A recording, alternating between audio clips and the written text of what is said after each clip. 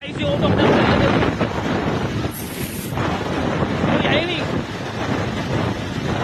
في نفس الوقت يخوف وفي نفس الوقت يضحك بالنسبة لي. أنا خلاني أضحك لأنه السيارة كأنها يعني هو ما تدري، ما أبغى أعرف السبب، لكن أنا بالنسبة لي ضحكني. لكن الفيديو لو تتعمق فيه وتركز، فيديو يخوف، كأنه أعوذ بالله كأنه جني أو عفريت أو شبح، أعوذ بالله إنه قاعد هو يسوق السيارة.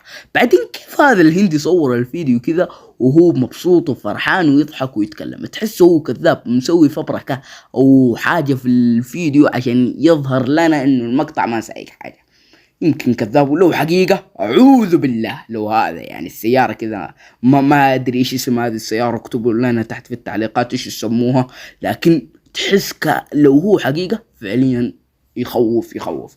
والحمد لله على كل حال، وكل شخص وصل هنا ربي يوفقه إذا ضغط زر اللايك والاشتراك. ويلا سلام.